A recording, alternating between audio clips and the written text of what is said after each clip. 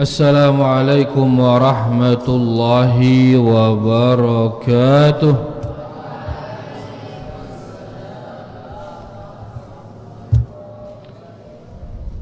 Innal hamdalillah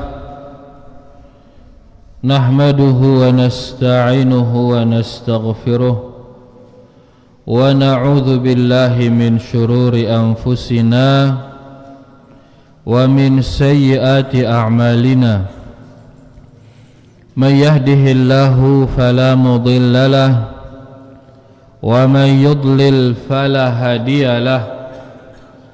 Asyhadu an la ilaha illallah wahdahu la syarika lahu wa asyhadu anna Muhammadan abduhu wa rasuluh. Ya ayyuhalladzina amanu taqullaha haqqa tuqatih wa la tamutunna illa wa antum muslimun. Ya ayyuhan nasu taqu rabbakumul ladzi khalaqakum min nafsin wahidah wa khalaqa minha zawjaha wa batha minhuma rijalan katsiran wa nisaa'a. Wattaqullaha alladzi tasaaluna bihi wal arham innallaha kana 'alaikum raqiba. Ya ayyuhalladzina amanu taqullaha wa qulu qawlan sadida yuslih lakum a'malakum wa yaghfir lakum dhunubakum. Wa may yuti'illaha wa rasulahu faqad faza fawzan 'azima. Amma ba'd, fa inna asdaqal hadithi kitabullah wa khairal hadi hadi Muhammadin sallallahu alaihi wasallam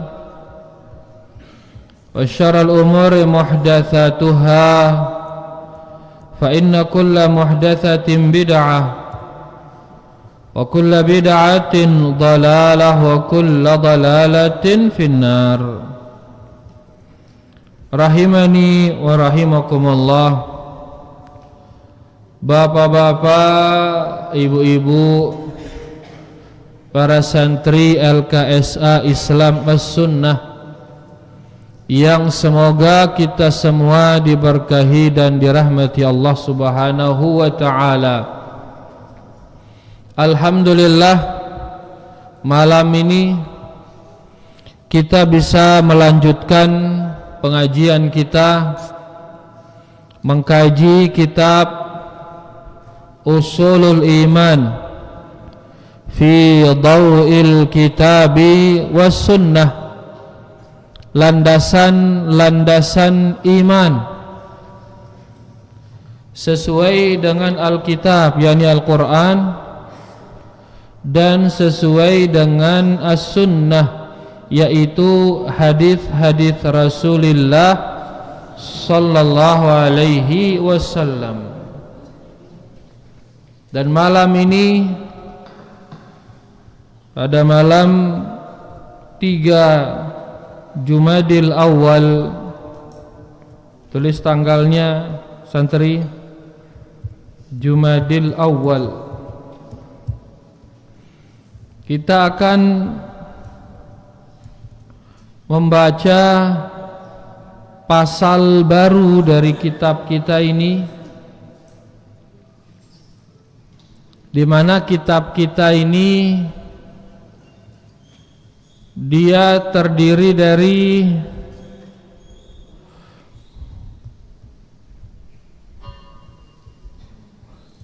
kitab yang kita baca ini dia terdiri dari 3 bab. Bab beriman kepada Allah, kemudian bab beriman kepada hal-hal yang lain, rukun-rukun iman yang lain. Kemudian yang ketiga, nanti bab yang ketiga yaitu hal-hal yang berkaitan dengan iman. Hal-hal yang berkaitan dengan iman.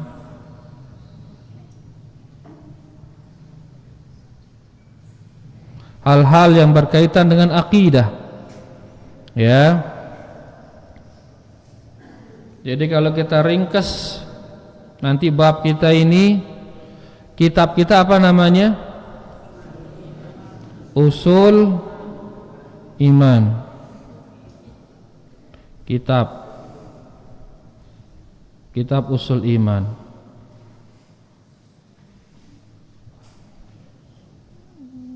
Kitab usul iman.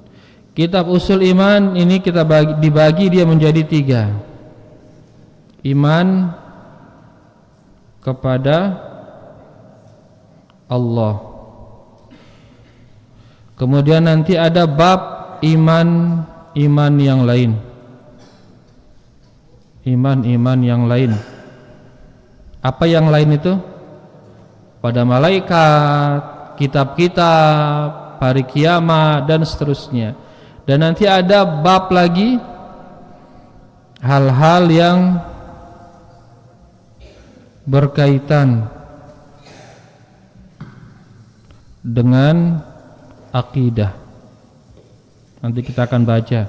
Jadi buku kita ini Usul Iman terbagi jadi 3 bab. Bab iman kepada Allah. Kemudian yang kedua bab iman kepada yang lain, pada malaikat, pada kitab-kitab. Dan bab yang ketiga nanti kita akan baca tentang hal-hal yang berkaitan dengan akidah, diantaranya masalah mentaati waliul amr. Kemudian nanti iman kepada Allah ini dibagi 3 sama penulis. Iman kepada Allah yang pertama yaitu rububiyah. Apa namanya? Rububiyah. Sudah atau belum kita bahas? Sudah. Kemudian uluhiyah. Sudah atau belum? Sudah. Dan yang ketiga asma wa sifat. Ini pasal yang ketiga. Pasal pertama rububiyah, pasal kedua uluhiyah, pasal ketiga asma wa sifat. Nah, dia sekarang ini akan kita bahas pasal ketiga, yaitu yang berkaitan dengan tauhid asma dan sifat. Jadi kitab kita kitab apa namanya? Usulul Iman. Kitab ini ada 3 bab. Bab iman kepada Allah, bab iman kepada iman-iman yang lain, dan yang ketiga bab hal-hal yang berkaitan dengan akidah. Dan kita sekarang masih di bab pertama. Bab apa namanya bab pertama? Iman kepada Allah. Pertama yaitu rububiyah, kedua uluhiyah, ketiga sekarang asma wa sifat. Nah, ini kita akan bahas sekarang tauhid asma wa sifat. Yang pertama sudah, yang kedua sudah, dan sekarang yang ketiga tauhid al-asma was sifat. Jelas kalian santri? Ini dia asal muasalnya pembahasan kita malam ini, yaitu kita akan membahas tauhid al-asma was sifat, di mana dia itu bagian dari bab beriman kepada Allah Subhanahu wa taala dari kitab Usulul Iman. Taib man qari'una al-lailah? Yalah, apa yang diqra?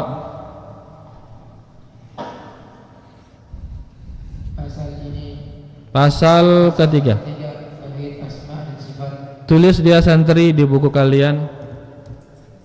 Pasal ketiga.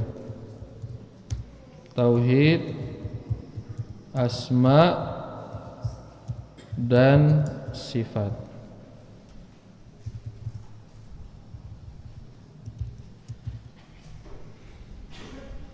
Pasal ini nanti meliputi ada pendahuluan, ada pembahasan pertama, definisi dan dalil-dalil tauhid asma was sifat. Ada pembahasan kedua yaitu contoh-contoh konkret dalam menerapkan asma dan sifat. Khalas katabtum. Sekarang kita masuk ke pendahuluan. Iqra. Pendahuluan beriman kepada asma dan sifat pengaruhnya terhadap pribadi muslim. Beriman kepada asma dan sifat pengaruhnya terhadap pribadi muslim. Berarti beriman kepada asma, nama-nama Allah dan sifat-sifatnya ini bisa mempengaruhi pribadi kita. Bisa nanti mempengaruhi ya suluk, akhlak kita. Bisa nanti mempengaruhi ibadah hati seseorang.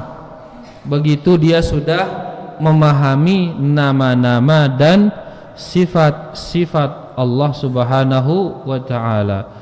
Kita jadikan itu sebagai poin santri.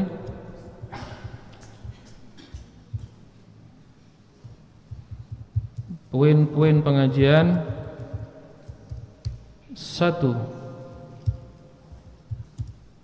Beriman kepada nama-nama dan sifat-sifat Allah itu berpengaruh terhadap pribadi muslim. Beriman kepada nama-nama dan sifat-sifat Allah itu berpengaruh terhadap pribadi muslim. Sekarang akan dijelaskan masalah ini. Iqra Effendi. Sesungguhnya beriman kepada nama-nama dan sifat-sifat Allah Ta'ala mempunyai pengaruh yang amat besar terhadap pribadi dan aplikasi ibadah seorang muslim kepada Tuhannya. Yang kedua, berpengaruh kepada kekhusyuan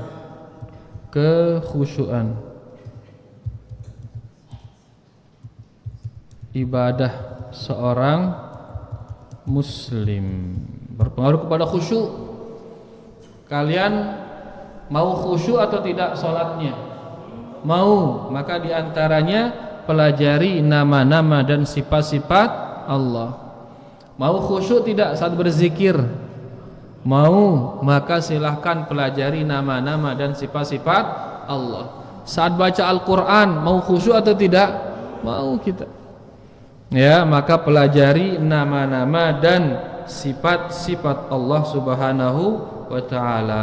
Karena mengetahui nama-nama dan sifat-sifat Allah ini berpengaruh kepada kekhusyuan ibadah seorang muslim. Lanjut.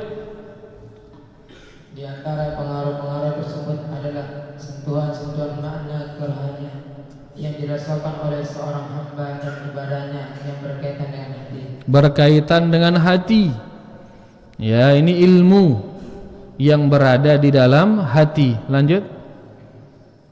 Sentuhan makna itu akan melahirkan rasa tawakal, bersandar kepada Allah, memelihara anggota-anggota tubuh, pikiran dan khayalan serta bisikan-bisikan jiwanya, sehingga ia tidak memikirkan selain apa yang membuat Allah Subhanahu wa taala ridha.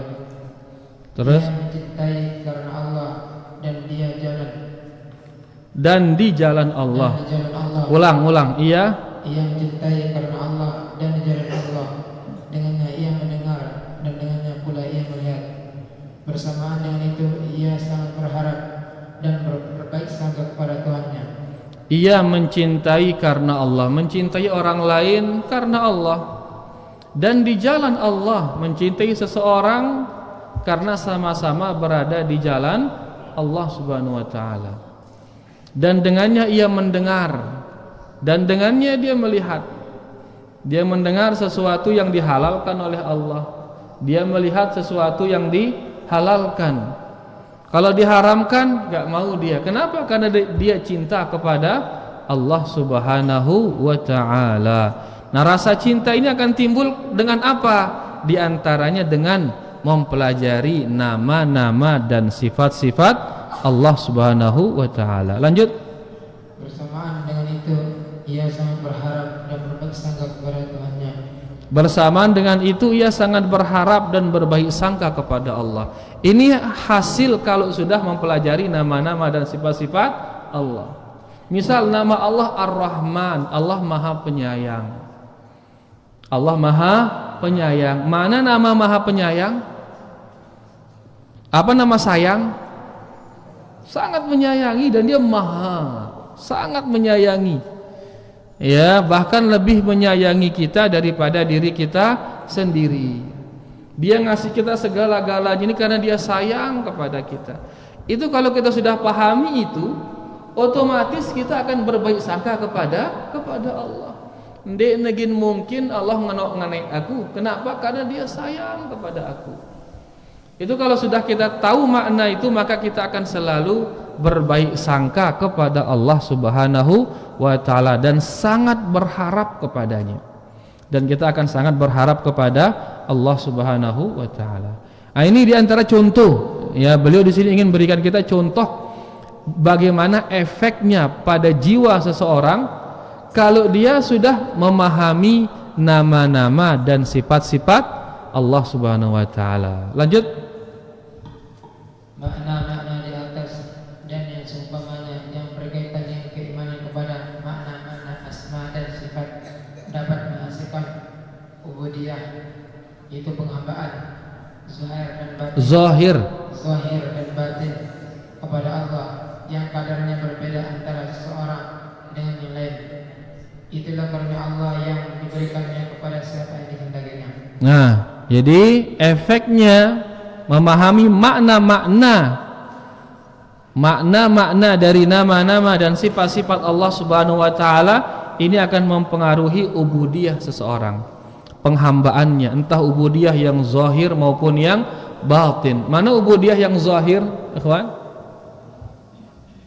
Salat, apa lagi? Puasa, apa lagi? Akhlak mulia, berhaji dan lain sebagainya. Mana yang batin? Ikhlas, apa lagi? Sabar, apa juga? Cinta, apa lagi? Berharap, takut. Ini semua amalan hati. Nah, itu bisa dia berpengaruh, bisa dia tinggi, bisa dia rendah, tergantung pemahaman orang terhadap al-asma was sifat. Makanya tauhid itu dia bisa sebagai tazkiyatun nufus. Tauhid itu dia bisa sebagai pensuci hati. Enggak perlu lagi kita sudah hal-hal yang lain, cukup pelajari tauhid, otomatis hati itu akan suci dia. Hati itu akan bersih dia dengan memahami nama-nama dan sifat-sifat Allah Subhanahu wa taala. Lanjut. Maka namanya Al-Ghafar yang Maha Pengampun mempunyai pengaruh yang besar terhadap kecintaan kepadanya dan ketidakputusasaan dari rahmatnya, dan namanya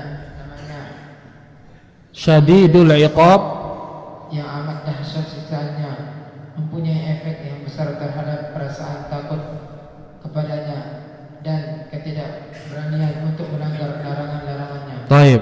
Di saat kita memahami nama Allah Al-Ghaffar, apa arti Al-Ghaffar? Yang Maha Pengampun. Ini akan mempengaruhi kecintaan kita kepada Dia.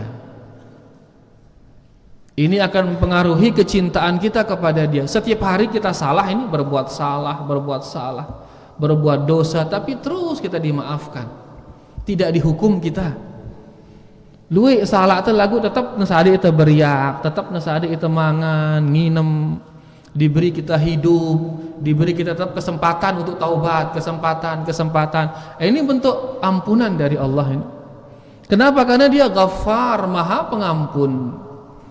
Enemelem bina sayang itu kan semendak kun fayakun, tapi Allah itu Ghaffar, Dia Maha Pengampun. Sehingga sehari 1000 kali kita berbuat dosa terus diampuni kita oleh Allah Subhanahu wa taala. Nah, begitu kita memahami nama Allah Al-Ghaffar, maka ini otomatis akan menimbulkan rasa cinta kepada Allah. Otomatis ini akan menimbulkan rasa berharap kepada Allah dan tidak ada keputusasaan. Ya, kenapa? Karena Allah Maha Pengampun, Dia Maha Penyayang. Sehingga akan menimbulkan rasa apa? Tidak akan putus asa. Orang kalau sudah putus asa, apa yang terjadi? bener mele tulak wah. Darah gawengku tulak. Dia mulai belak aku doang wah. Ngene putus asa dia. Tapi kalau orang tidak ada putus asa, dia akan terus berusaha kembali kepada Allah Subhanahu wa taala. Sebaliknya kalau dia sudah tahu nama Allah Syadidul Iqab, Allah itu dia pedih atau dia sangat dahsyat siksaannya. Sangat dahsyat siksaannya, siksaan yang enggak pernah tergambar oleh kita, dahsyat siksaannya. Kalau kita sudah sadar itu, otomatis itu akan menjadikan kita takut untuk berbuat maksiat. Dia terani gin gawe maksiat. Kenapa? Karena Allah dia syadidul iqab. Dia sangat dahsyat siksanya. Ini akan menjadikan kita tidak berani berbuat maksiat. Padahal sekarang kalau kita berbuat maksiat, siapa yang rugi? Kita sendiri yang rugi. Nengke ente ngerokok, saya rugi. Kita rugi. Kita kalau minum khamr, siapa yang rugi? Kita yang rugi. Kalau kita berjudi, siapa yang rugi? Kita yang rugi. Nah, diancam kita dengan hukuman-hukuman ini agar kita hindari dia, sebagai bentuk sayangnya Allah kepada kita. Ya, jadi disebutkan kita bahwasanya Allah itu syadidul iqab, dahsyat siksaannya. Ini akan mewariskan di hati kita ya rasa takut untuk melakukan kemaksiatan kepada Allah Subhanahu wa taala. Niki contoh efek memahami nama-nama dan sifat-sifat Allah Subhanahu wa taala. Lanjut. Demikian pula halnya dengan nama-nama dan sifat-sifatnya yang lain, semuanya mempunyai pengaruh yang bermacam-macam sesuai dengan makna-maknanya pada jiwa seorang muslim serta komitmen yaitu istiqomahnya terhadap syariat Allah. Bahkan sesuai pula dengan aplikasi kecintaan kepadanya dalam hati, yang mana kecintaan itu merupakan fondasi dasar bagi kebahagiaan seorang muslim di dunia dan akhirat, kunci segala kebaikan dan sebesar-besar pendorong bagi seorang hamba dalam beribadah kepada Allah dengan cara yang lebih sempurna. Karena semua amalan-amalan zahir akan terasa ringan atau berat bagi jiwa sesuai dengan kadar kecintaan hati kepada Allah Ta'ala. Subhanallah niki ya, memahami nama-nama dan sifat-sifat Allah Subhanahu wa taala ini akan berpengaruh ke rasa cinta kepada Allah. Rasa apa? Cinta kepada Allah Subhanahu wa taala. Dan seseorang kalau sudah mencintai Allah Subhanahu wa taala, semua amalan-amalan ini akan terasa ringan.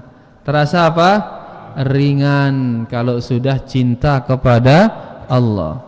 Karena rasa cinta itu yang akan menjadikan kita siap berkorban untuk Allah Subhanahu wa taala. Munar rasa cinta. Ya, sekarang lihat para ayah, sekarang kalian lihat, mereka berkorban, mereka banting tulang, siap berjemur di bawah terik matahari, siap melakukan itu, siap melakukan ini, siap melakukan itu. Untuk apa? Untuk anak-anak yang dia cintai, untuk istri yang dia cintai, agar dia bisa pulang bawa makanan, pulang bawa minuman untuk yang dia cintai, sehingga dia siap berkorban. Terik matahari nggak terasa bagi dia. Dia melakukan itu semua untuk yang dia cintai. Nah, seseorang kalau dia sudah cinta kepada Allah, semua beban-beban itu ringan jadinya. Ringan jadinya. Bahkan ada orang yang rela mengorbankan nyawanya hanya demi yang dia cintai. Siapa? Allah Subhanahu wa ta'ala. Nah, bagaimana cara agar rasa cinta ini tumbuh? Di antara caranya adalah mempelajari nama-nama dan sifat-sifat Allah Subhanahu wa ta'ala. Ini jiwaan cinta ini ruhnya ibadah ini. Cinta kepada Allah ini ruhnya apa ini? Ibadah. Apa nama cinta, santri? Aywa, sayang kepada Allah Subhanahu wa ta'ala. Apalagi nama cinta? Cinta sudah. Ya, sesuatu yang sudah maklum itu sulit untuk didefinisikan lagi. Kalau sudah dipahami. Apa itu air, santri? Air sudah sulit untuk didefinisikan lagi kalau sudah ketahuan itu.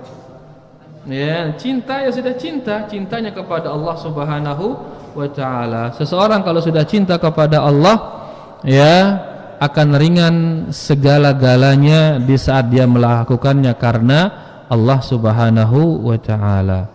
Kita tulis poin yang ketiga secara singkat, santri. Mempelajari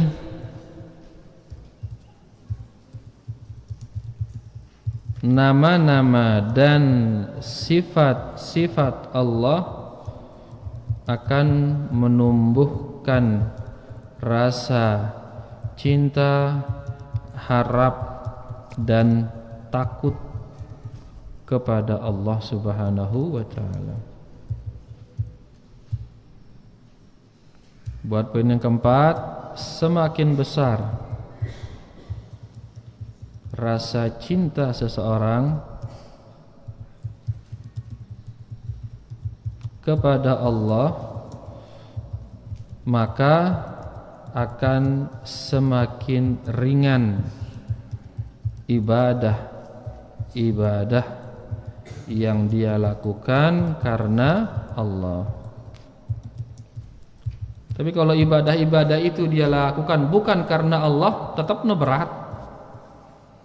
Ya, kalau ibadah itu dia lakukan bukan karena Allah, maka ibadah itu tetap dia akan berat. Tapi kalau ibadah itu dia lakukan karena Allah dan di dadanya ada cinta kepada Allah, maka ibadah itu akan menjadi ringan.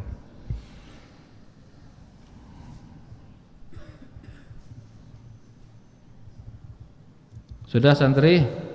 Baik, sekarang kita lanjut ke berikutnya.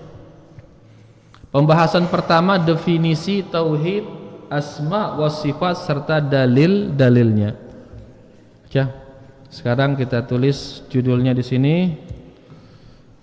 Pembahasan pertama,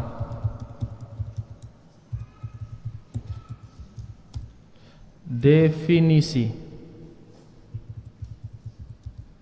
tauhid, asma was-sifat. Baca. Pertama, definisi tauhid asma dan sifat. Tauhid asma dan sifat ialah menetapkan nama-nama dan sifat-sifat yang telah ditetapkan Allah dan Rasulnya bagi dirinya, menafikan apa yang dinafikannya dan yang dinafikan oleh Rasulnya dari dirinya, serta mengakui nama-nama dan sifat-sifat itu bagi Allah Subhanahu wa taala sesuai dengan makna-maknanya yang sahih dan benar. Berikut keterangannya menghayati pengaruh-pengaruh dan konsekuensinya pada alam semesta. Pada alam semesta. Kita tulis definisi tauhid asma wa sifat adalah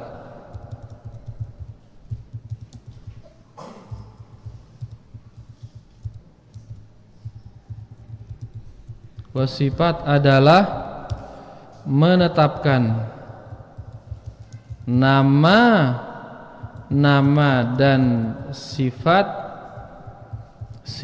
Allah sesuai dengan nusus. Ini lebih singkat. Sesuai dengan apa? Nusus. Apa itu nusus, santri? Al-Quran dan hadis. Sesuai dengan Al-Quran dan hadis. Ini dia definisinya. Ya, definisi daripada al-asma was sifat, tauhid al-asma was sifat. Tulis santri.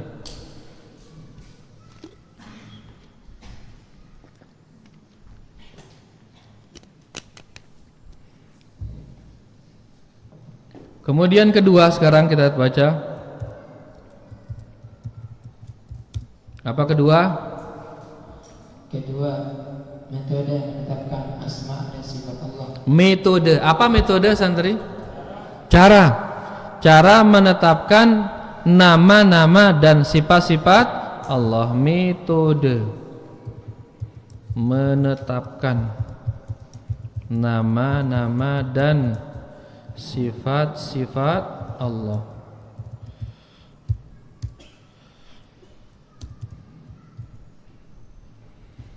Baca.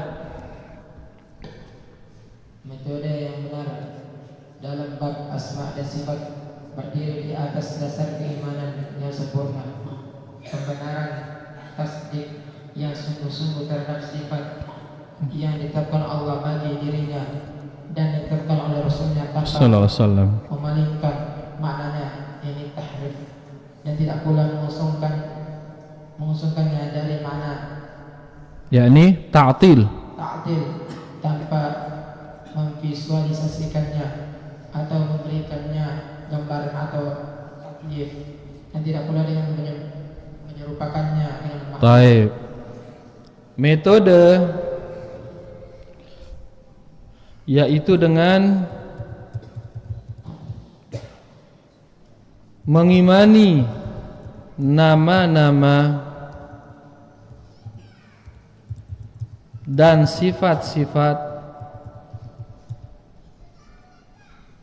mengimani nama-nama dan sifat-sifat sebagaimana yang ditetapkan oleh Allah dan Rasulnya tanpa apa yang tadi pertama, tanpa tahrif,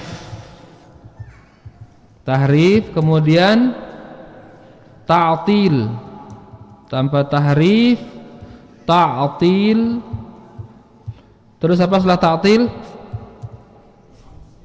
Takyif dan tamsil. Nah, ini tiga ini harus dihilangkan. Ya. Jadi metodenya dengan mengimani nama-nama Allah Subhanahu wa taala dan sifat-sifatnya sebagaimana yang ditetapkan oleh Allah dan Rasulnya, tanpa tahrif, tanpa ta'til, tanpa takyif dan tanpa tamsil. Uktubu ya ikhwan.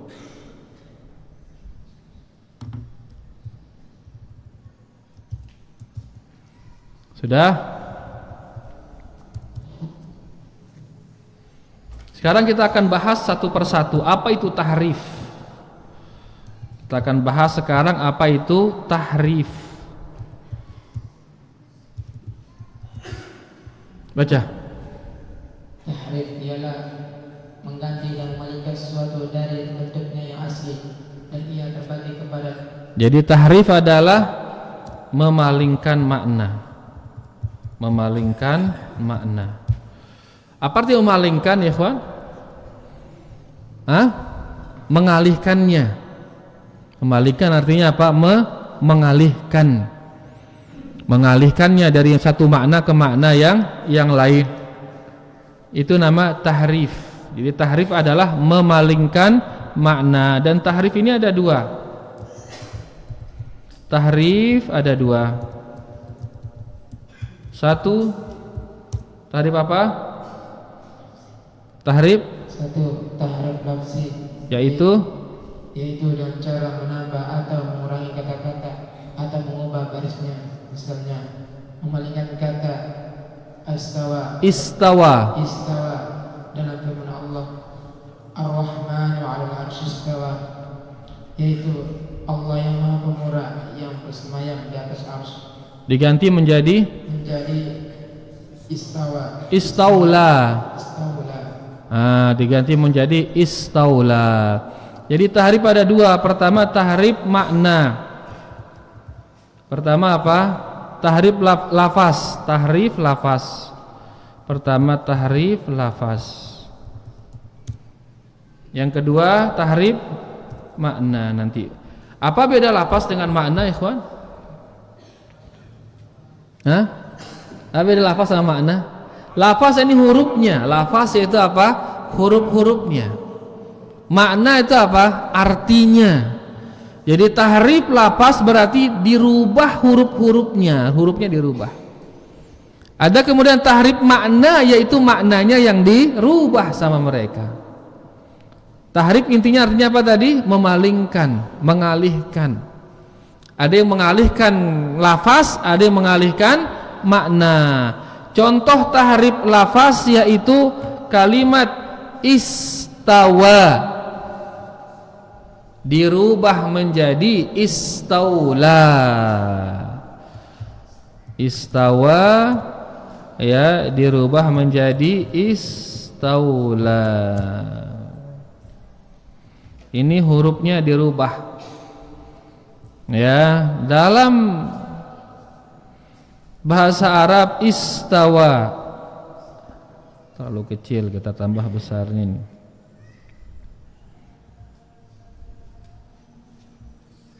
Nah, istawa.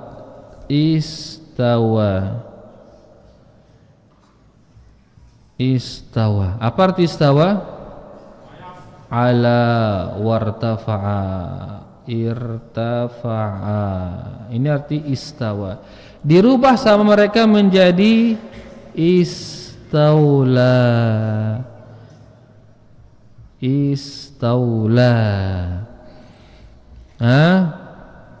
Jadi istawa dirubah menjadi apa? Istaula.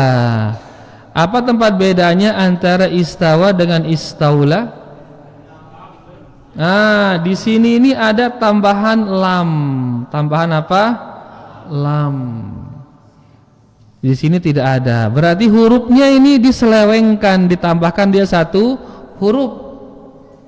Harusnya Ar-Rahman 'alal 'arsy istawa, mereka ganti menjadi Ar-Rahman 'alal 'arsy istaula. Karena mereka artikan istawa istaula katanya. Ya, mereka artikan istawa istaula. Nah, makanya di sini ada qasidah dalam Nuniyah Ibnu Qayyim mengatakan, baca nunul yahudi wala mujahmiyin huma fi wahyi rabbil arsy zaidatani, kata beliau. Yang artinya huruf nun dari Yahudi dan huruf lam dari Jahmiyah dalam wahyu Tuhan yang memiliki aras adalah tambahan yang diada-adakan. Jadi lam ini tambahan dari orang Jahmiyah, sebagaimana nun tambahan dari orang Yahudi. Yang mana nun itu? Allah berfirman, qulu hittatun. Qulu apa? Hittatun naghfir lakum khatayakum. Allah mengatakan kepada Bani Israel, qulu hittah, katakanlah hittah. Apa arti hittah? Gugurkan ya Allah, gugurkan ya Allah. Apa gugurkan? Dosa-dosa kami gugurkan ya Allah, gugurkan. Tapi mereka begitu masuk, apa mereka bilang? Mereka bilang hintah, kata mereka.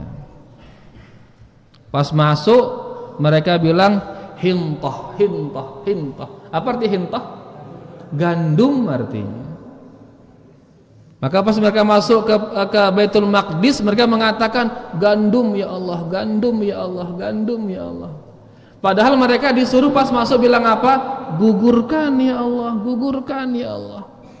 Nah, mereka orang Yahudi telah menambahkan nun di sini. Disuruh dia bilang hittah, tapi mereka mengatakan hintah. Disuruh mereka mengatakan gugurkan ya Allah, mereka mengatakan apa? Gandum ya Allah. Nah, Imam Ibnu Qayyim mengatakan di sini nunnya orang Yahudi ini, ya, nunnya orang Yahudi ini sama dia dengan lamnya orang Jahmiyah. Nah.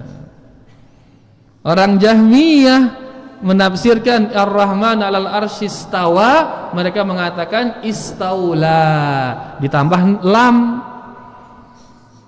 Ya, orang Yahudi disuruh bilang hittah, mereka mengatakan hintah, ditambahkan dia huruf nun. Nah, nunnya Yahudi, lamnya Jahmiyah, ini dua huruf tambahan dalam wahyu Allah Subhanahu wa taala katanya.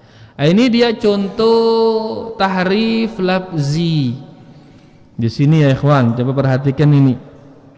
Di sini orang Yahudi disuruh mengatakan hittah di saat masuk Baitul Maqdis, tapi mereka mengatakan apa?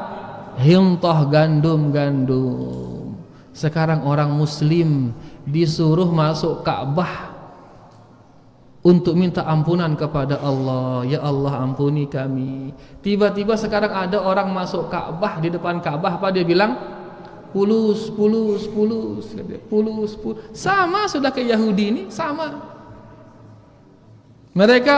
Kita sekarang disuruh masuk Ka'bah untuk minta ampunan di sana, agar diampuni dosa-dosa kita, diangkat derajat kita. Dia masuk sana bilang apa? Pulus, persis sudah. Orang Yahudi disuruh mengatakan hittah, gugurkan ya Allah, gugurkan ya Allah. Tapi mereka mengatakan hintah. Sekarang disuruh mengatakan astagfirullah. Mereka mengatakan apa? Pulus. Disuruh mengatakan Rabbana atina fid dunya hasanah wa fil akhirati hasanah wa qina adzabannar. Mereka ganti dengan apa? Pulus. Diuji memang dikasih kekayaan, benar dikasih kekayaan, tapi hati-hati. Itu ujian dari Allah Subhanahu wa taala. Ini maksudnya Imam Ibnu Qayyim, nunnya orang Yahudi dan lamnya Jahmiyah itu dua huruf tambahan dalam wahyu Allah Subhanahu wa taala. Jadi ini contoh dari tahrif lafzi, menyelewengkan lafaz ya yang telah datang dari Allah Subhanahu wa taala. Contohnya adalah lafaz istawa dirubah menjadi istaula. Sudah ditulis santri? Sekarang yang kedua yaitu tahrif ma'nawi. Baca yang kedua. Yaitu menafsirkan kata-kata dengan makna selain makna yang maksud Allah dan Rasulnya. Nah, tahrif ma'nawi yaitu menafsirkan kata-kata dengan makna selain makna yang dimaksud oleh Allah dan Rasulnya. Jadi maknanya sekarang yang diselewengkan. Kalau tadi hurufnya yang diselewengkan, ditambahin atau dikurangin atau dirubah barisnya. Kalau sekarang ini maknanya tetap lapasnya seperti itu, cuman maknanya yang diselewengkan. Misalnya orang yang menafsirkan kata al-yad dengan makna kekuatan atau nikmat. Sesungguhnya penafsiran seperti ini adalah penafsiran yang batil, keliru, yang tidak didukung sama sekali baik oleh syariat maupun bahasa Arab. Contohnya adalah kata yadun. Apa arti yad? Tangan, jelas sudah. Misalkan Allah berfirman khalaqtu biyadayya, aku ciptakan Nabi Adam dengan kedua tanganku. Jadi jelas sudah diciptakan dengan kedua tangannya, selesai sudah. Nah, mereka karena nggak mau mengatakan Allah punya tangan, itu nggak mau. Jadi dihapus ini, jangan bilang tangan. Terus apa? Ini Al-Quran mengatakan yadayya. Oh, ini maknanya, katanya bukan tangan, tapi maknanya al-quwwah, kekuatan. Maknanya al-qudrah katanya. Dalam Al-Quran memang disebut yadayya, jelas yadayya. Aku ciptakan Nabi Adam dengan kedua tanganku. Kan tangan ngene Quran nih. Oh, ini tangan maksudnya kekuatan, bukan tangan. Jadi iya hurufnya, lafaznya ditetapkan lafaznya, cuman maknanya dirubah sama mereka. Kenapa dirubah? Karena mereka nggak mau sifat itu ada. Mereka nggak mau. Dia datang meli akalnya, masa Allah punya tangan? Ngene. Jadi iya ngatur Allah ini repot ini. Nah, sekarang Allah mengatakan dia menciptakan Nabi Adam dengan tangan, dengan kedua tangannya. Ini menjadi keistimewaan Nabi Adam. Wahai iblis, kenapa kamu nggak sujud kepada Adam yang saya ciptakan dengan kedua tangan saya? Jadi ini Adam ini spesial, tidak seperti manusia yang lain. Apa spesialnya? Dia langsung diciptakan dengan kedua tangan Allah. Tapi kalau dia ini diciptakan seperti dibilang dengan kekuatan, dengan kemampuan, iblis endahkan diciptakan dengan kemampuan Allah ini. Maka iblis akan mengatakan, saya juga engkau ciptakan dengan kemampuanmu ya Allah. Sama saya dengan Adam, ngono songkatna. Tapi Adam punya spesial. Apa spesialnya? Diciptakan dengan kedua tangan Allah Subhanahu wa taala. Makanya mereka enggak mau, orang-orang Jahmiyah ini enggak mau dia Allah dibilang memiliki tangan, sehingga dirubah makna dari ayat tersebut. Tidak dirubah Al-Qur'annya, tapi maknanya dirubah. Mereka mengatakan yadun artinya al-quwwah, kekuatan atau nikmat, kenikmatan dari Allah Subhanahu wa taala. Nah, di sini dikatakan ini adalah penafsiran yang batil, penafsiran yang keliru. Kita sudah bilang tadi tauhid al-asma wa sifat yaitu menetapkan nama-nama dan sifat-sifat Allah Subhanahu wa taala sesuai dengan nusus, sesuai dengan Al-Qur'an dan hadis, tanpa ditahrif, tanpa dita'til, tanpa ditakyif dan tanpa ditamtsil. Tahrif yang kedua adalah tahrif apa tadi? Tahrif makna. Tahrif makna. Contohnya apa? Tangan diselewengkan menjadi apa tadi? Nikmat atau kekuatan.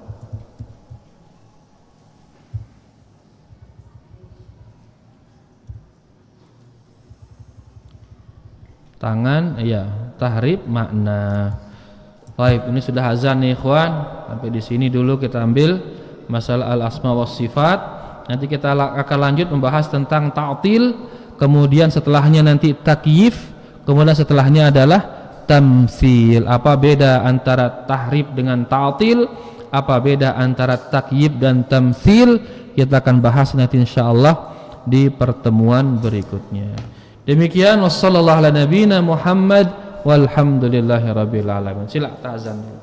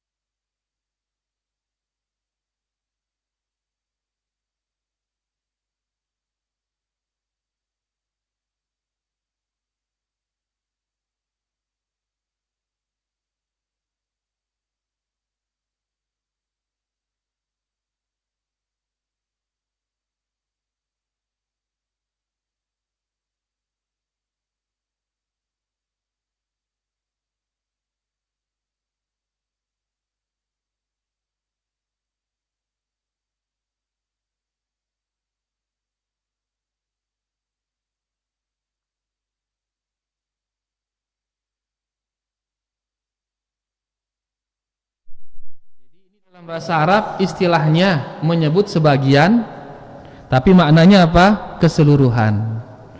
Ya, segala sesuatu akan binasa kecuali wajah Allah. Maksudnya segala sesuatu akan binasa kecuali Allah, dia yang tidak akan binasa. Ya, jadi disebutkan sebagian, tapi maksudnya apa? Keseluruhan. Kayaknya di bahasa Indonesia ada juga ini. Ya, misalkan mengatakan apa ya? Dia kebakaran jenggot katanya. Apakah jenggotnya kebakaran? Enggak seluruhnya, dalam arti marah dia kan. Tapi yang diibaratkan apa? Jenggotnya doang. Padahal apa? Seluruh tubuhnya ini marah, gedak dah. Mukanya marah, dadanya marah, tangannya mungkin bau jagoran. Tapi dia bilang apa? Kebakaran jenggot. Jadi ada dalam bahasa Arab istilah menyebut sebagian tapi maksudnya apa? Keseluruhan. Ini contohnya. Segala sesuatu akan binasa kecuali wajah Allah. Bukan ke wajah-wajahnya aja enggak, tapi yaitu Allah Subhanahu wa taala seluruhnya. Jelas antum? Ya, jadi jangan sampai mengatakan berarti tangannya akan binasa, kakinya akan binasa. Enggak itu maksudnya. Ya, segala sesuatu akan binasa kecuali wajah Allah, yakni kecuali hanya Allah Subhanahu wa taala. Sini dikatakan, dan ini tafsir Al-Muyassar. Tafsir Al-Muyassar yakni tafsirnya Mujamma' Malik Fahad, dikatakan tafsiran kullu syai'in halikun illa wajhah. Segala sesuatu binasa kecuali wajahnya, ai kullu syai'in halikun wa fanin illa wajhahu. Segala sesuatu itu akan binasa, akan hilang seluruhnya kecuali wajah Allah Subhanahu wa taala, itu kecuali hanya Allah Subhanahu wa taala. Kita lihat lagi di sini, mudah-mudahan ada dijelaskan.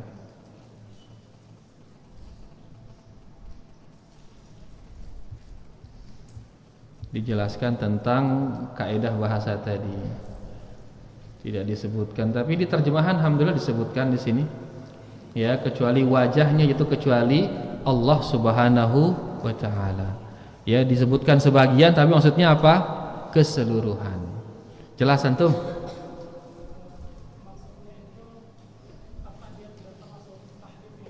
Oh enggak.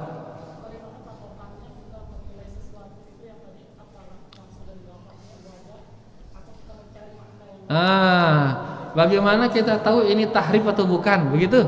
Ya, itu kita ketahui dari memahami bahasa Arab. Ya, kalau kita sudah pahami kaidah bahasa Arab, maka kita ketahui oh ini orang ini dia ngomong di luar bahasa Arab yang ma'ruf, yang biasa digunakan. Karena memang Al-Qur'an ini pakai bahasa Arab. Ya, sehingga kita akan pahami dia maknanya, maksudnya ini kalau kita sudah paham bahasa Arab itu. Nah, begitu maknanya ini dialihkan dari yang diinginkan, ketahuan dia. Kalau sudah memahami kaidah dalam bahasa Arab. Jadi dalam bahasa Arab ketahuan, oh ini dia memaknakannya bukan dengan yang diinginkan oleh yang mengucapkannya lah kita bilang. Ya, itu bisa diketahui dari kaidah berbahasa Arab. Ini sekarang kullu syai'in halikun illa wajhah. Begitu orang yang paham bahasa Arab tahu sudah maksudnya ini. Wajah maksudnya yaitu Allah Subhanahu wa taala. Ya, misal dalam Al-Qur'an fas'alil qaryah, tanyakan kampung itu, katanya gitu. Dalam Al-Qur'an ya disebutkan misalkan dalam Al-Qur'an fas'alil qaryatil lati kunta fiha. Fas'alhum 'anil qaryatil lati kanat hadirah. Tanyakan kampung itu. Nah, sekarang dibilang fas'al, dan tanyalah mereka, bukan fas'alil qaryah ayatnya. Ini contoh saja. Ya. Was'alil qaryatil lati kunta fiha. Dan tanyakan kampung. Dan tanyalah kampung. Ini qaryah ini kan kampung. Ya, was'alil qaryah. Tanyakanlah kampung. Gimana kita nanya kampung? Maksudnya dalam bahasa Arab kampung itu maksudnya apa? Penduduk kampung itu. Nah, jadi intinya bahwasanya ya dengan memahami bahasa Arab kita bisa mengetahui apa maksud atau makna dari ucapan tersebut. Mudahan jelas antum. Wallahu taala alam. Sila ada. Bemikno.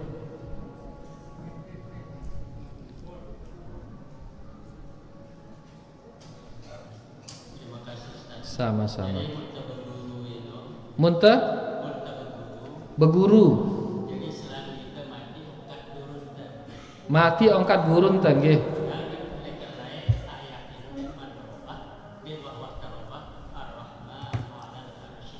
Istawa nggih. Ini ongkat dari Quran.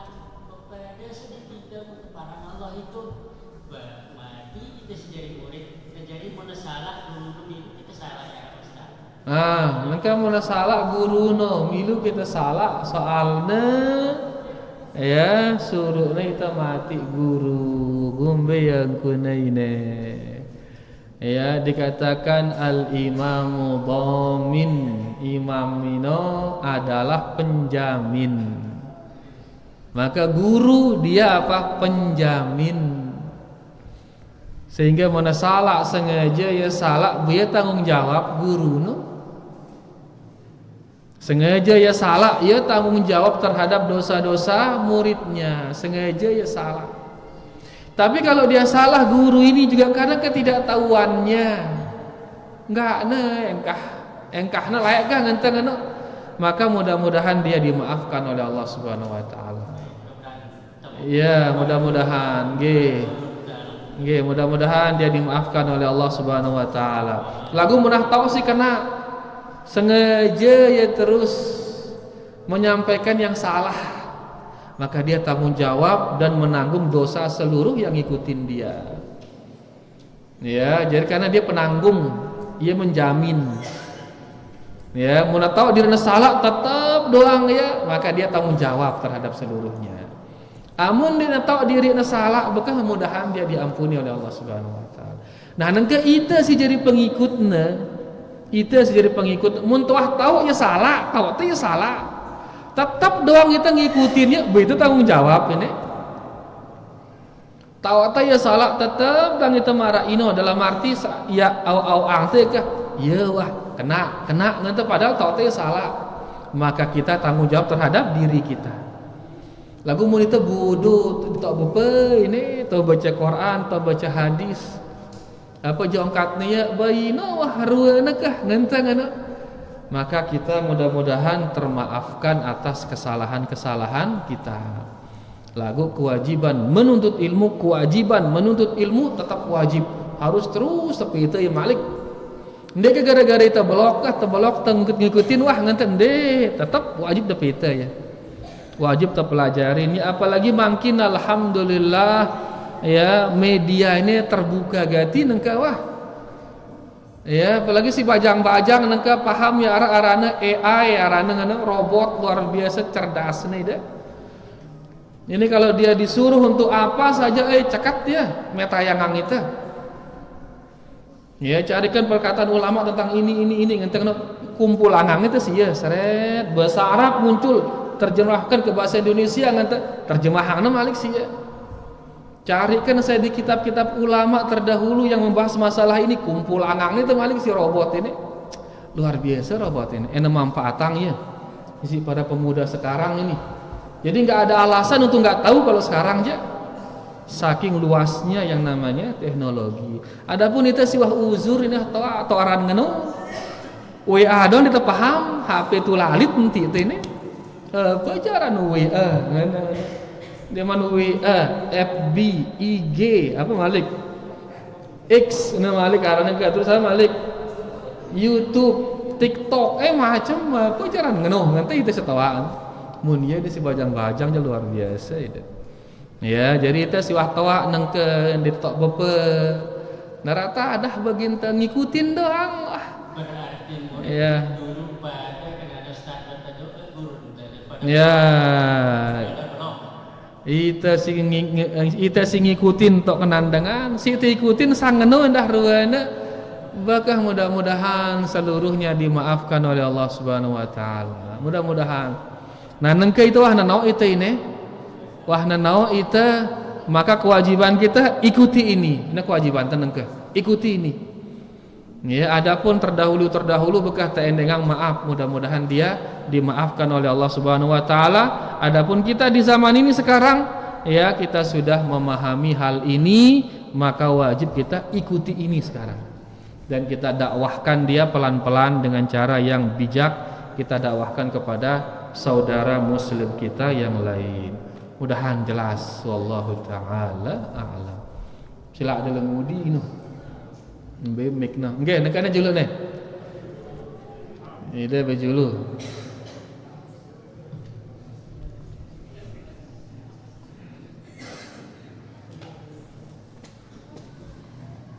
Ini hadis. Hah? Hadis. Apa ngenda? Khaliful Yahuda fa innahu la yusallu wa la yuqabbih wa la yuhadih. Ba joang kadi mikno, joang kadi. Jawaan kadi mikno. Khaliful Yahuda. Apa ngenda ini deh? Khaliful Yahuda fa innahu la yusallu wa la yuqabbih wa la yuhadih. Haribul Yahuda. Oke. Nah, terus fa innahu la yudhallu la yudhallu apa?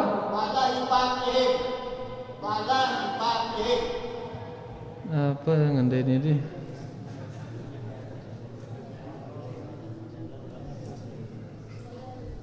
Haribul Yahuda fa innahu la yusallu apa la yudhallu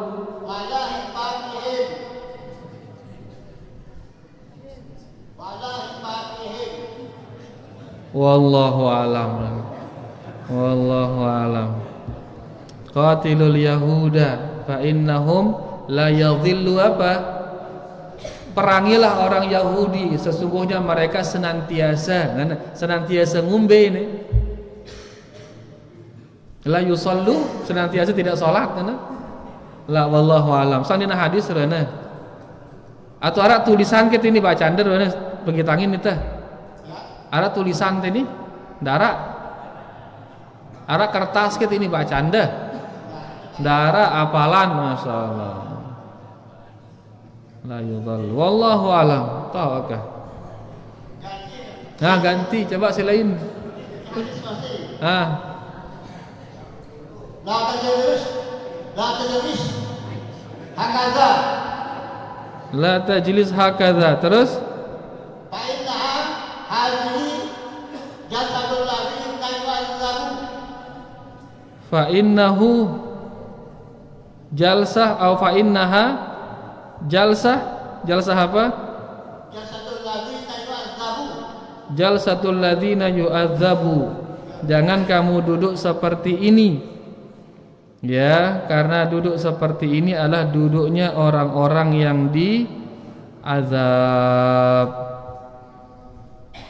Ya, duduknya orang-orang yang diazab.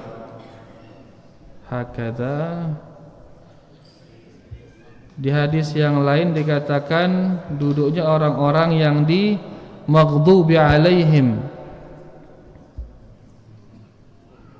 Masya Allah, hadisnya luar biasa bu nih. Tepe tayang ide tenen deh. Dikatakan di sini at-taq'ud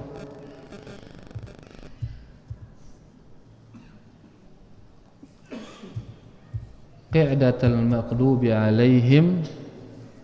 Dahan ini kan andar ini hadis ini dari Amr bin Shuraid, dari bapaknya. Dia mengatakan marrabi Rasulullah sallallahu alaihi wasallam, Nabi sallallahu alaihi wasallam lewat di hadapan saya, wa ana jalisun hakadha, dan saya duduk seperti ini.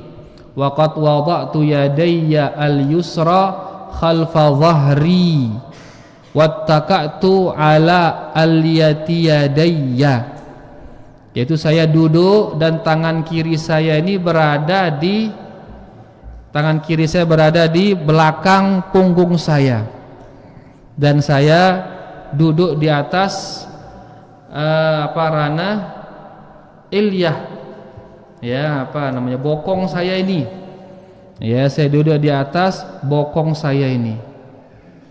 Bokong ke arah ini bokong sudah ya. Ya, duduk di atas itu, kemudian tangan kirinya berada di belakang. Maka Nabi sallallahu alaihi wasallam mengatakan, ya, beliau sallallahu alaihi wasallam bersabda, ataq'adu qi'datal maghdubi alaihim, apakah engkau duduknya orang yang dimurkai? Apakah engkau duduk seperti duduknya orang yang dimurkai? Tokol berada di belakang. Hadis ini tidak diriwayatkan oleh Imam Bukhari, tapi orang-orangnya itu adalah orang-orangnya Imam Bukhari, sehingga dikatakan hadis ini sahih sesuai dengan syaratnya Imam Bukhari. Tapi bukan Imam Bukhari yang meriwayatkannya, diriwayatkan oleh Imam Abu Dawud dan Imam Ahmad, dan dia ulama-ulamanya itu sanad-sanadnya itu sesuai dengan syaratnya Imam Bukhari. Jadi intinya dia tokol terus bersandar ngadi ubah kiri lemudi. Ini mah idapnya deh, idap. Ya, ternyata ini adalah duduk yang dimurkai. Yang rasa pernah kita bahas malam Rabu. Ya, pernah kita bahas dia di malam Rabu dari kitab Riyadhus Shalihin. Mudahan jelas sudah. Alhamdulillah, wallahu taala a'lam. Saya ingin lemudi, ida lemudi, sila.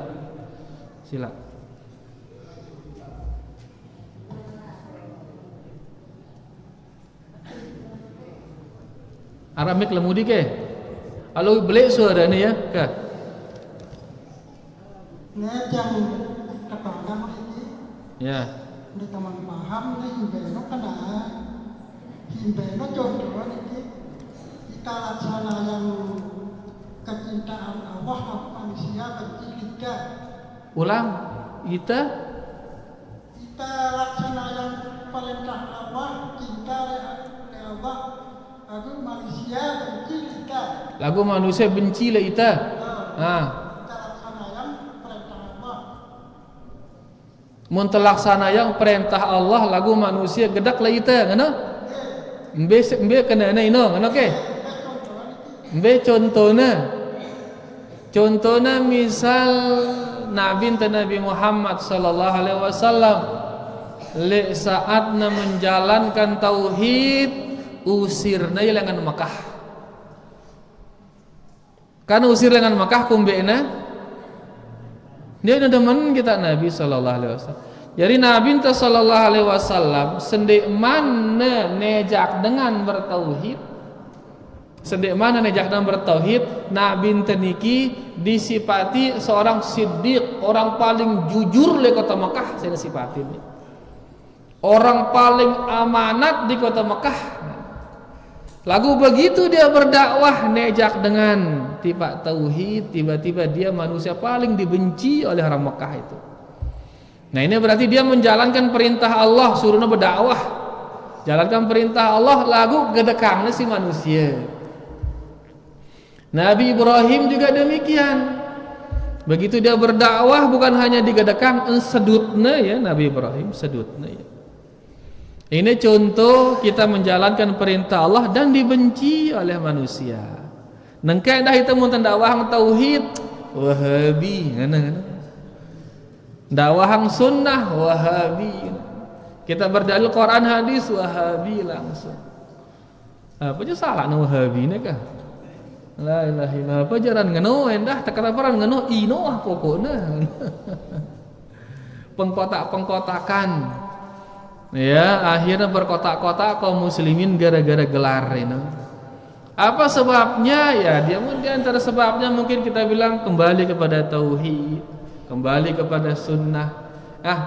Tulak tipe Al-Quran dan Sunnah. Ini perintah Allah atau bukan? Perintah Allah. Kita jalankan perintah Allah, tiba-tiba dibenci oleh manusia. Ide hidup misal ini lingkungan dengan pada nginam khamr. Tiba-tiba tono ada pepesan dendek nginam khamr. Ngene. Gadakang ide atau ndek? Gadakang ide dengan keras ini. Karena keras balaknya itu nginam khamr, selain darah balak itu.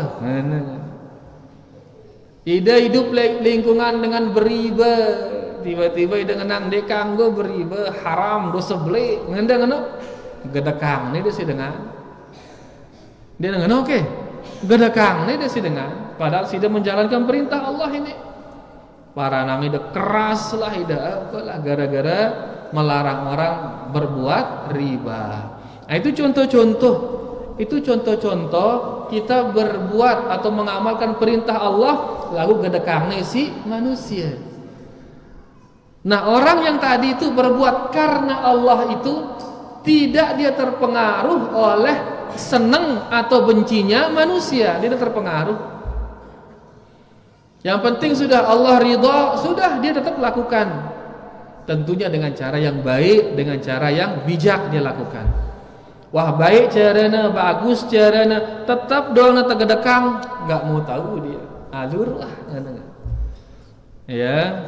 Jadi intinya bahwasanya arak tono sesuatu yang kalau kita lakukan dia, maka orang akan membenci kita. Padahal itu perbuatan itu perintah dari Allah. Luwe marang wani ini contohnya. Ya, benengkai dia dah ngingon jenggot sang arak dengan gedekang dia ruana. Dia dengan oke. Kanu lah ini apa nih? Nganu kadang-kadang ruana dah. Ya, maka enggak usah digubris itu. Selama kita melakukannya karena Allah, apa pongkat dengan biarkan. Karena manusia ini ndek negin jarak menilai nengke nagedak jemak demen sulit nagedak malik ngeno doang. Ya itulah manusia.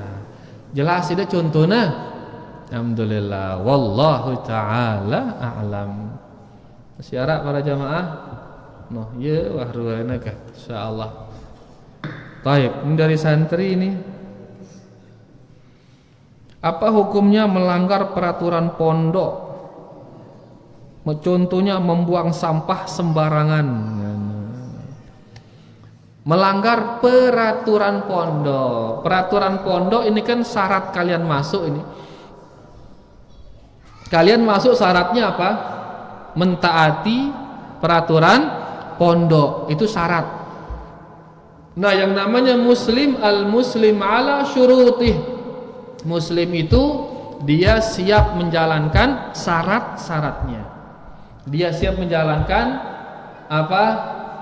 Syarat-syaratnya, tuntutan-tuntutannya, kewajiban-kewajibannya.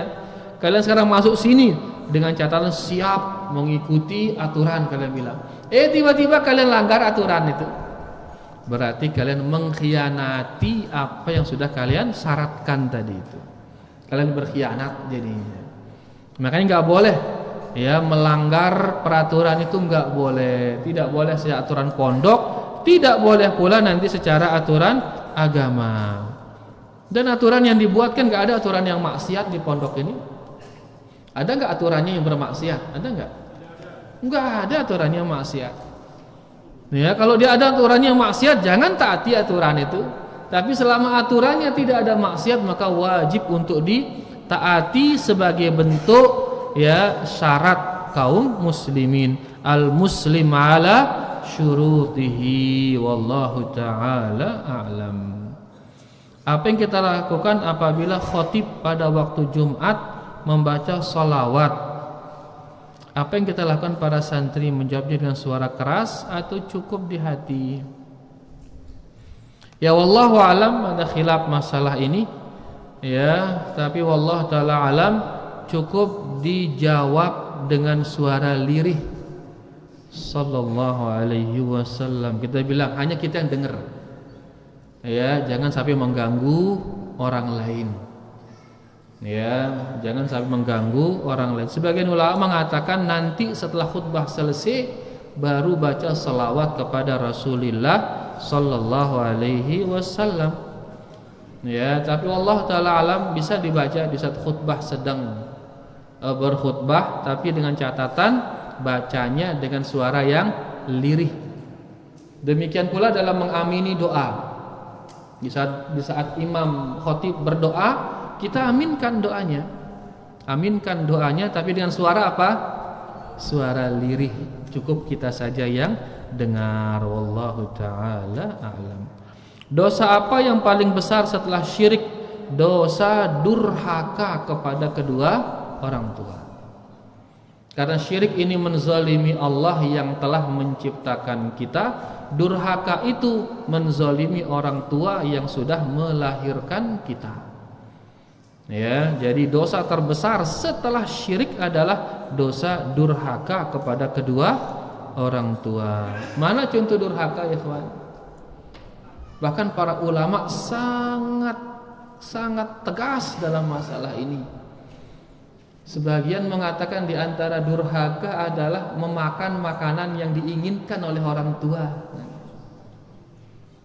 Ya, orang tua mau makan dia, tiba-tiba kita dulu nyerogotnya, durhaka itu. Di antara durhaka lewat berjalan di depannya orang tua. Lihat, saking telitinya ulama wanti-wantinya dalam masalah durhaka. Orang tua jalan, tiba-tiba kita jalan di depannya. Itu termasuk durhaka bagi mereka. Dia durhaka berada di belakangnya. Jangan saya berada di depan orang tua. Ya, itu diantara lihat saking kerasnya mereka dalam masalah durhaka. Di antara durhaka juga kata mereka berbicara padahal tidak pernah diminta untuk berbicara. Orang tua kita lagi ada tamunya kita di sini, tiba-tiba kita ngomong, sedangkan orang tua lagi asik sama tamu, tiba-tiba kita ngomong tanpa izin orang tua, termasuk durhaka katanya. Intinya bahwasanya mereka sangat syadid, sangat kencang dalam masalah durhaka ini karena saking besarnya dosa yang namanya durhaka itu. Dalam Al-Qur'an dikatakan apa? Fala taqul lahuma uff. Jangan mengatakan uff. Apa itu uff? Uff itu sebuah kata yang menunjukkan tidak mau. Uff sebuah kata yang menunjukkan apa? Enggan, enggak mau. Orang tua kita bilang, "Nak, belikan kita gula di kios sebelah." Kita bilang itu, ini sudah uff, ini mecak, ini uff. Nah, hanya mecak itu bisa termasuk apa? Durhaka. Maka hati-hati, intinya sedikit mencoreng perasaan, menggores perasaan orang tua itu sudah masuk kategori durhaka. Jelas sekalian ikhwan? Insyaallah nanti itu akan kita pelajari nanti dalam masalah akhlak insyaallah.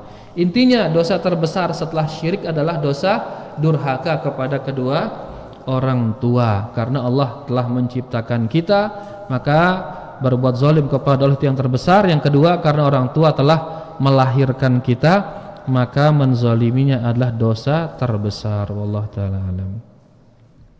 Apa ini? Apa hukumnya memakan yang belum waktunya dimakan? Apa maksudnya ini? Mungkin dia berbuka sebelum waktu berbuka kayaknya ini ya. Apa maksudnya ini? Atau makan makanan dapur padahal petugas belum membagikan. Gitu ke? Nah, ini berarti sama dengan gulul. Tahu kalian nama gulul? Hah? Mengambil harta rampasan perang sebelum dibagi. Dan itu adalah kezaliman itu. Itu adalah apa? Kezaliman. Maka tunggu dibagi dulu baru kemudian dimakan. Ya, mengambil lauk sebelum dibagi itu namanya apa? Gulul. Nabi SAW bersabda, hadiyatul ummali gulul, kata beliau. Memberi hadiah kepada pegawai itu adalah gulul. Ya, yaitu sama dengan mengambil atau mencuri harta rampasan perang. Maka jangan ngambil makanan sebelum dibagi, tapi tunggu dibagi dulu baru kemudian makanan itu dimakan. Niki dia alhamdulillah para jamaah yang bisa kita bahas, tapi niki ada pembagian hadiah ini untuk santri-santri kita, Masya Allah, sebagai motivasi bagi mereka ini, Masya Allah, yang sudah memperdengarkan satu juz sekali duduk, juz yang kelima atas nama Alfian Bukhari. Aina Alfian Bukhari? Alfian Bukhari, Masya Allah. Min aina Alfian Bukhari? Hah? Kembang kerang, ayo Pak. Alfian kembang kerang. Fadhal Alfian. Al-Mustaqiyah jadidah. Ini tutup ini. Ayo. Muhammad Adi Pranata Irawan. Aina huwa? Muhammad Adi. Dia memperdengarkan matan Tuhfatul Atfal dengan nilai mumtaz, Masya Allah. Min aina Muhammad Adi? Min Labuan Lombok. Muhammad Habib Harokat memperdengarkan juz yang ke-6 sekali duduk dengan nilai jayyid jiddan, Masya Allah. Min aina Habib? Min Bali, Masya Allah.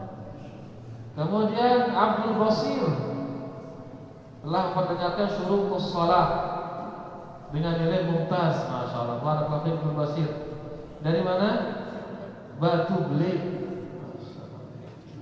Kemudian Fauzul Muttaqin Tuhfatul Atfal dengan nilai mumtaz, Masya Allah. Aina min aina Fauz? Min Darul Hijrah. Kemudian Muhammad Habib, tadi Habib, sekarang ini Habib. Muhammad Habibul Karim memperdengarkan Tuhfatul Atfal ini jadinya min aina Habib? Min Mamben, Masya Allah. Kemudian Abdurrahman As-Sa'di, nama ulama ini, Masya Allah, memperdengarkan juz yang kedua dengan nilai jadinya min aina? Penedar, Masya Allah. Kemudian Adiyu, juz yang keempat nilai jadidan. Min aina Adiyu? Dasker, Masya Allah. Lengkap sudah ini. Abdul Bashir, fadhal. Lagi di Madi Pranata, ini masih ada Madi Pranata. Aina dia? Ayo, Ade, bukan Madi. Muhammad Habibul Karim, Fauzul Muttaqin, Adiyu, Masya Allah. Abdurrahman As-Sa'di, Alfian Bukhari, akhiran Habibi Harokat. Sini geser, Abdul Bashir geser, terus geser. Ayo, ada fil wasat al-an, ta'khud surah. Ini geser anunya, sepanduknya. Jala ibu tasimu, Abiyu, sini Abiyu. Abiyu.